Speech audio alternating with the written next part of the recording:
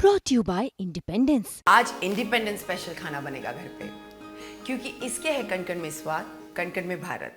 देखिए, आज देश के सामने ये साफ हो गया है कि आज़ाद भारत में अगर कोई भी पार्टी है जो संविधान की खुलेआम हत्या कर रही है, जो आरक्षण की खुलेआम हत्या कर रही है, वो भारतीय जनता पार्टी है। आज इन्होंने ये विज्ञापन क्यों वापस लिया? मोदी जी की सरकार ने ही ये विज्ञापन निकाला था।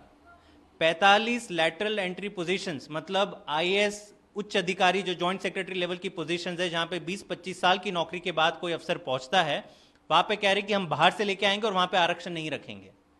और ये पहली बार नहीं हुआ है, इससे पहले भी 2018 से लेकर 24 तक कुल 63 ऐसे लोगों को नियुक्त किया है मोदी सरकार ने, जहां पे आरक्षण उन्होंने रखा ही नहीं।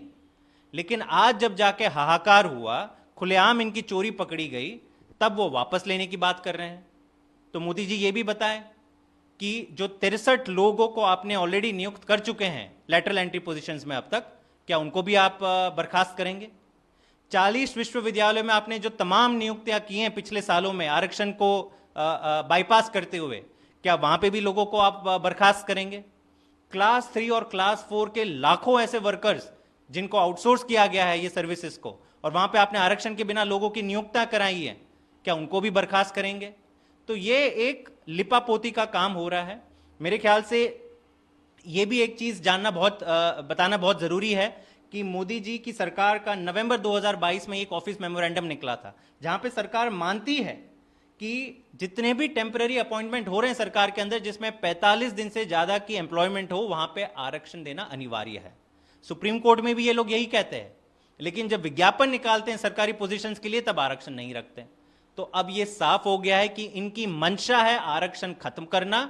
जब पकड़े जाओ तो बस माफी मांग लो या फिर ये वापस ले लो, लेकिन इससे ये नहीं सिद्ध होता कि इनकी मंशा पे कोई भी असर हुआ है।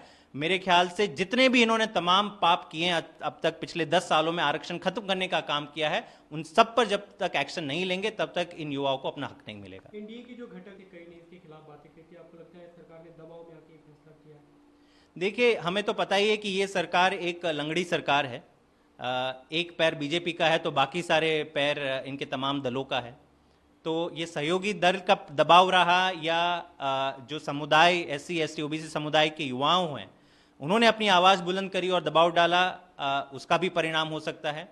लेकिन ये लोकतंत्र की खूबी है, लोकतंत्र की जीत है कि जब कोई चोरी छिपे अन्याय करता हुआ पकड़ा जाए तो फिर उसे अपना कदम ये वापस लेना पड़ा। मेरे ख्याल से आज ये देश के युवाओं के लिए बहुत बड़ी जीत है।